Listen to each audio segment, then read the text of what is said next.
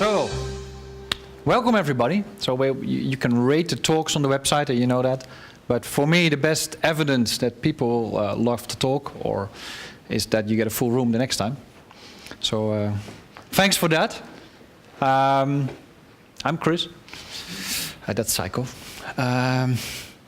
So let's talk about Product Samurai, and mostly let's talk about how do you make products that your customers will love. So that's what the talk is all about. I may need to peek on the slides every now and then. Estonia has this fabulous beer with honey, which is really good in the evening, but is different in the morning. Okay, so this is not my first experience with Estonia. What is it? Yeah, not my first experience.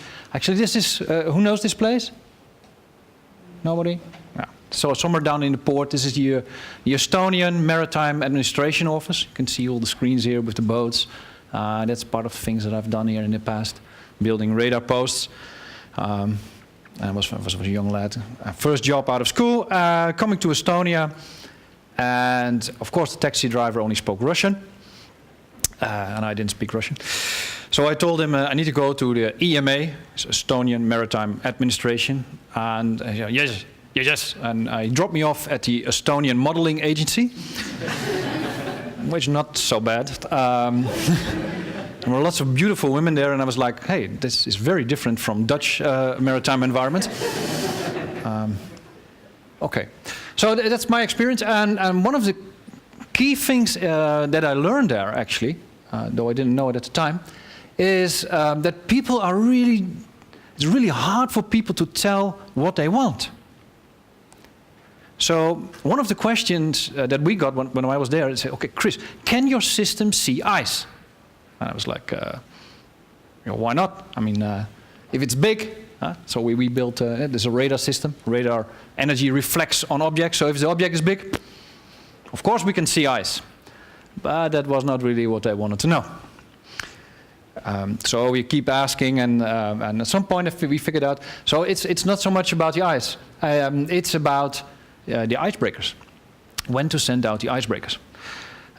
But actually that's not really what I wanted to know. What I wanted to know is you have this ferry going over to Finland, up and down, and at some point in time you need to send out the icebreaker, otherwise the ferry can't make it to the other side. That was the problem. And they asked for the solution, and we give you a solution without asking too much questions, because we might learn something. So that was my first experience. Yeah, so make a small. We were in radar systems. Let's make a small poll in the room. So, is there anybody here from a product company? Yeah, cool. So this is post lunch. So they give me the post breakfast and then post lunch meeting. So I need to energize you guys. So what is it that your business do? What does he do? What do you? Platform for people, non-programmers, to create websites. Use.com. A platform to create programs. And what does your product do? Was something down here that we've raised our hand? No? Suddenly they've gone into shy mode. He's walking in the room. So who has a product company? Yeah, down there. What is your? I send notifications to lawyers about new court judgments. Okay. Of their area of interest. Okay. Sending notifications to lawyers. Oh, that sounds dangerous. But unfortunately, the essence of your business is not your product. It is not the service. It's not how many bells and whistles it has, or what kind of features, or what it does. The only thing your product does is solving a market problem. So that's the key thing. If you want to remember one thing from the talk, remember this. It's not about a product, it's about solving a problem. Okay? All right, so we have a lot of things to talk about. So when you know this part, you go, so what should we build? I mean, why should we do it? And then who are the customers, or who are the users, or people who influence it? And how do we figure this out? And after you figured all this out, then there's a lot of stuff about deciding. So decide what to build. So how can we focus on the right things? I think this is also true for parts of Estonia. I don't think there's a big need for bikinis on the North Pole. I could be wrong, but... Not yet. Yeah. Okay, so this is a product from Samsung. And then we had a smart guy in the audience last time said, "Oh no, Chris, this is LG." But it's supposed to be Samsung. I just couldn't find the right image on the internet. This is called the Internet Refrigerator TV. And it really exists. Yeah. And we're not sure how this product came to life. But what we think what happened is that somebody in the board of Samsung went to a conference on Internet of Things. And he came back to the developers and he said, "Guys, I've seen the light. The future is going to be about connected appliances." And this is really good news for us. Because we already make appliances. We make connected stuff. So we are ideally suited to do connected appliances. And so they created a TV on top of a refrigerator. All right? And he executed the project in an agile way. So how many of you work agile? I asked this question this morning, so yeah. Okay, for the agile people, we have this time boxing thing. And at the end of the time box, if you didn't really finish all the stuff that you were supposed to build, what do? Sorry? Come on. You delay the delivery? No, that's not done. No. So what do you do in an agile context? You skip scope. That's what you do. It's really easy. So you're on quality, on time, on budget. It's just not all the features are there, but it still solves the problem. So Samsung was also working agile, so they skipped a little bit of scope, and the stuff that they decided to skip was the Wi-Fi connection. I'm not sure about Estonian kitchens, but if I remove my refrigerator at home, I can find electricity, I can find water, natural gas. Connected internet?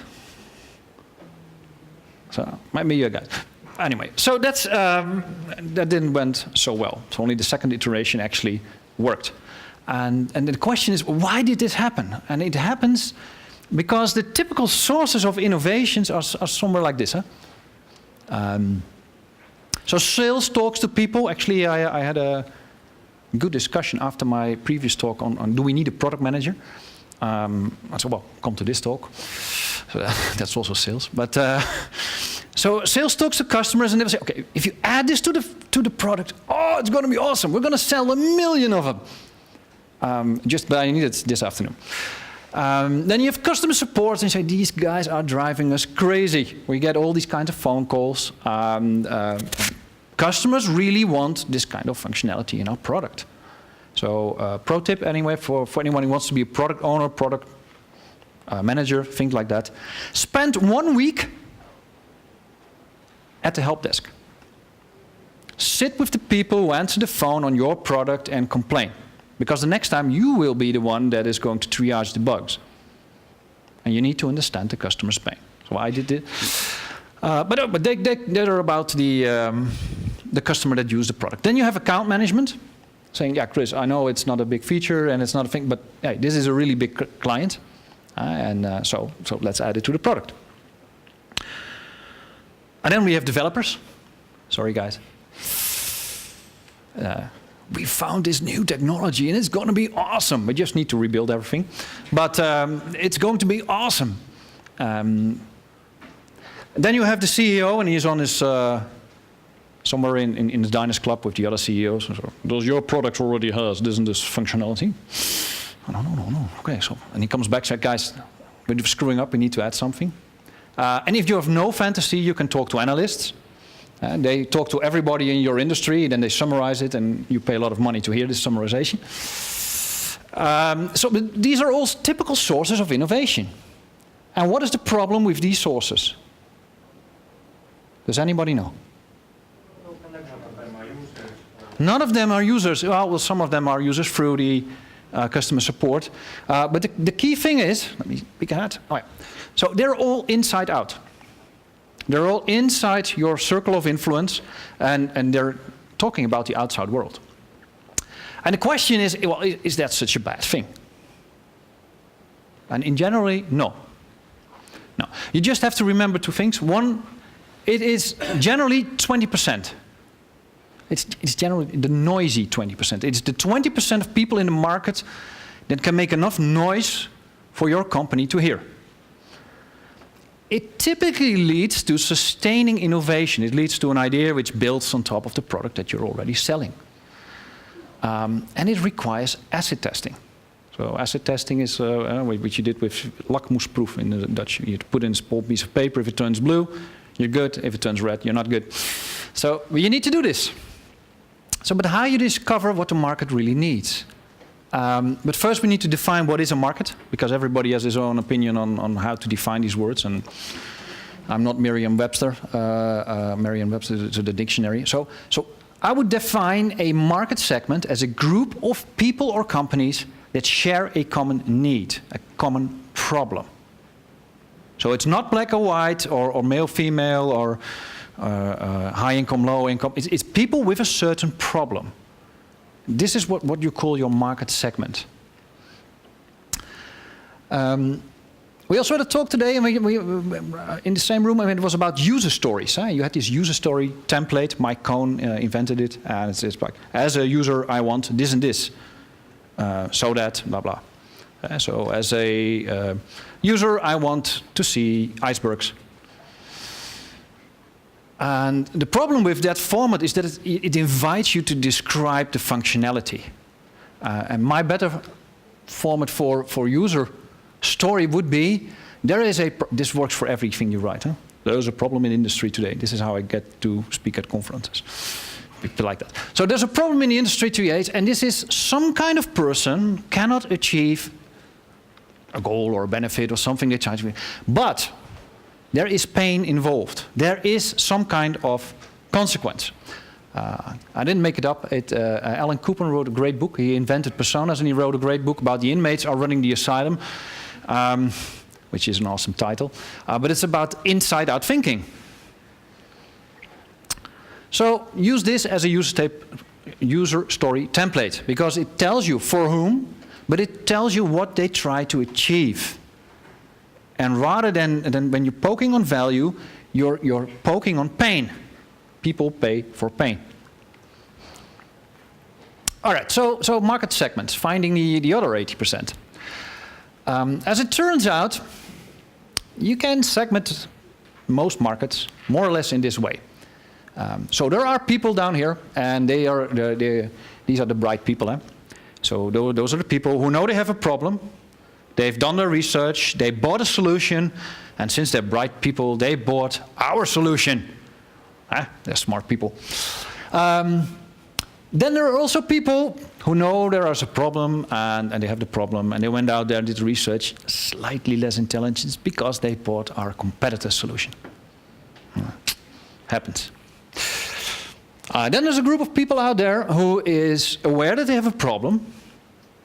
We had this talk on market and demand generation here. So they're out there, but they haven't decided yet. Those are the evaluators. They're still figuring out, what shall we do?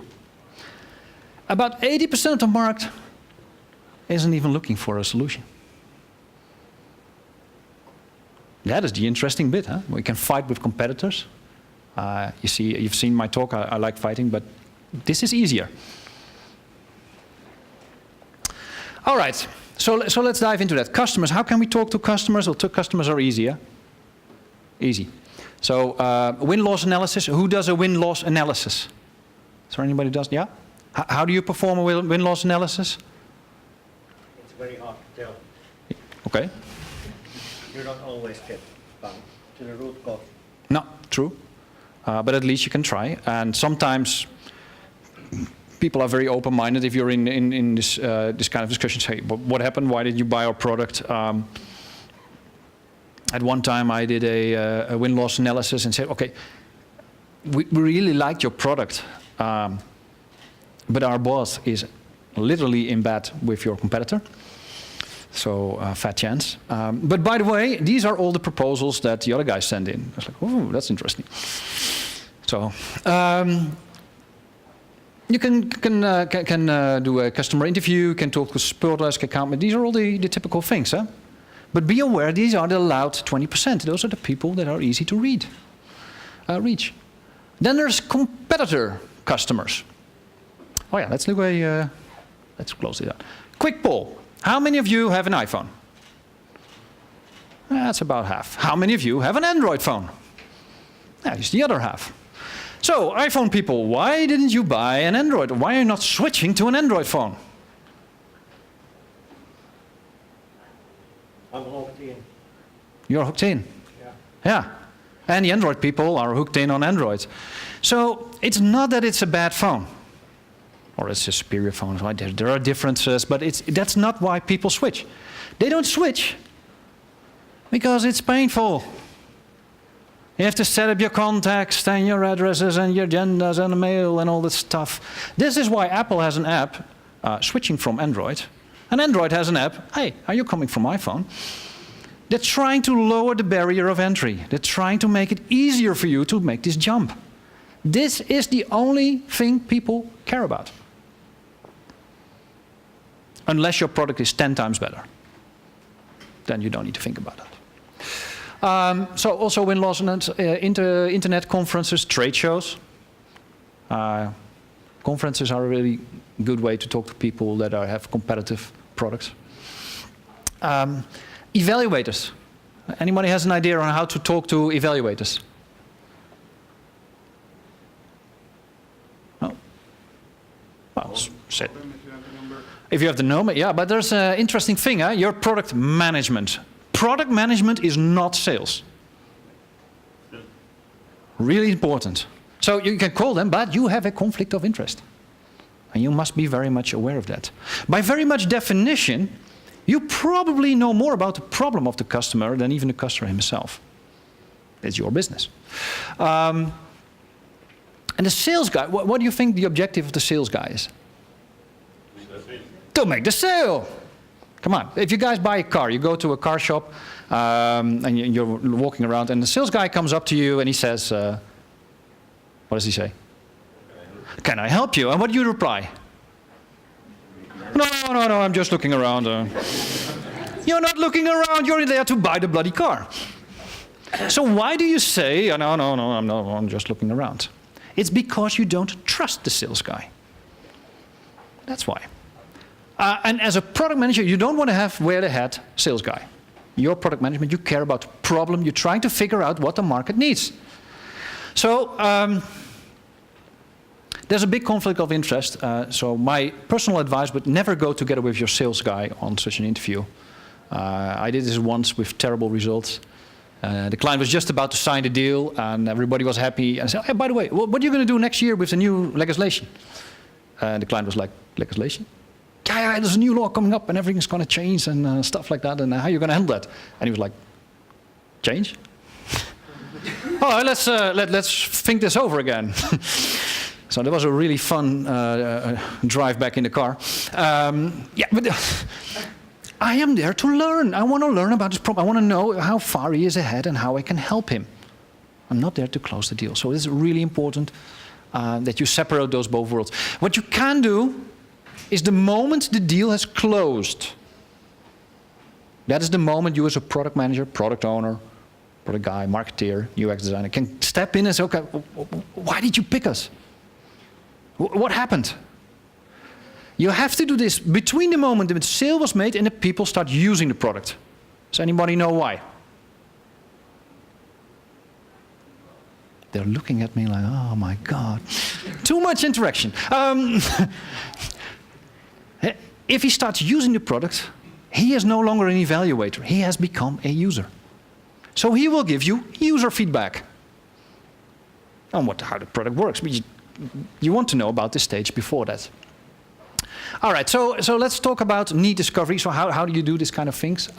First question, why are these people looking out there to buy the product? And it could be that maybe they don't know I have a problem. Could be, yeah. So whose job is it to make sure that they know they have a problem? That's marketing, huh? Yeah. They may have a problem which is slightly different. That's interesting, huh? So that's interesting information. It might be we need to adjust our product or a proposition slightly, and work with that. They may have a very different problem. Are they still in our market segment? This was the verification question to see if you've been paying attention. So my fifth slide was about what is a market segment, and a market segment is people who share a problem. Very good. So if they have a different problem, they're not our market segment. Interesting information, but maybe this is not our customer. Or they have a prerequisite problem. So like Google is playing around with balloons and fiber stuff, getting people on the internet. That's a prerequisite problem. If the people are on the internet, they will start using search. If they start using search, we can serve them ads. It's a prerequisite problem. All right, so the way to do this is, well, at least in my opinion, if you have something better, enlighten me, because this is my main question. You cannot find insight behind the desk, and I call this a need safari. The guys at Pragmatic Marketing, they call it a Nihito visit, which is cool. It stands for nothing interesting happens in the office, which is cool. So you won't find this behind the desk. Go to conferences, go to events, guerrilla practices. We once did a very cool guerrilla practice, just going up to a train station, picking random people from the train, say, would you buy this product? Click on this piece of paper to emulate how a site works.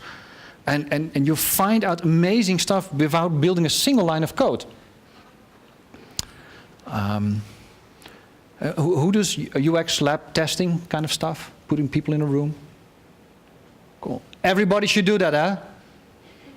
Put people in a room, put a camera on their face and put a camera on the UI, and put your development team in the other room. And the people will be like, I have no idea where to click.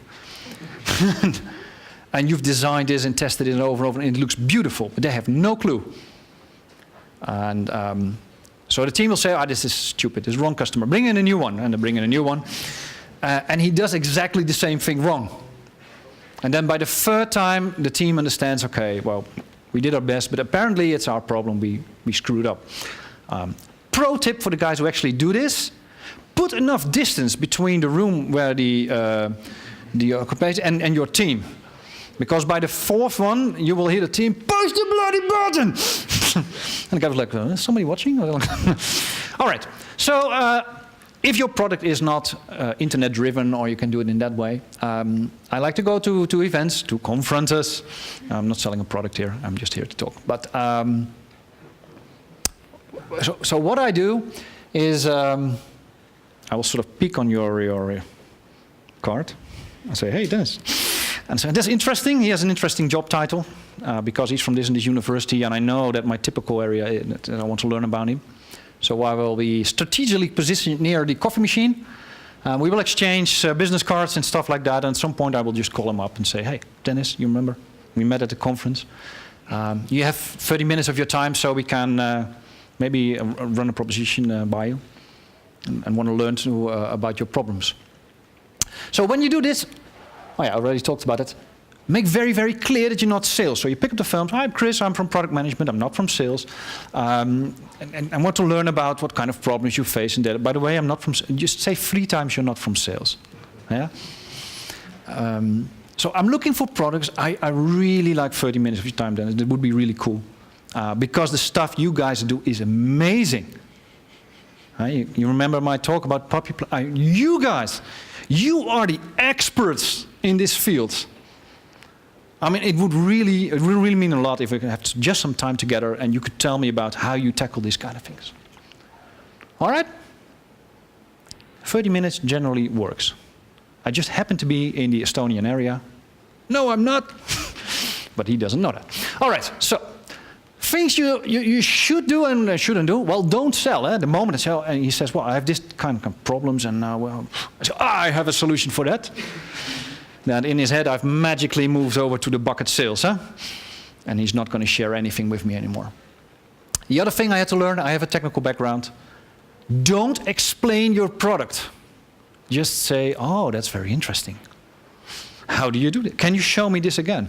I made the mistake in China. I was there with our systems, and the guys were working with the system, and they said, this is really confusing, and we don't know how it works. And I said, go up, I can fix this. And the next 4 days, I was help desk because they could find more problems for me to fix. So use words like, that's very interesting. How do you do this? Can you show me that? And you can do some feedback. So are you really, when you want to get your bank balance going like this through the manual login, and if you want to figure out where the next talk is in the Tallinn conference, you go back to all the talks, select the Tallinn one, go into agenda, wait until it's connected, synchronized, and then, okay, interesting. So yeah, do those things. We're actually doing very good on time, huh? Focused. So you do all those things. Huh? You go out there, you learn about problems, you have all these new insights, you come back at your office, your head is exploding, and you find all these new opportunities. So what are you going to do? But more importantly, what are you not going to do? That's easier. I have this training for product owners. One of the things that I let them do is stand up.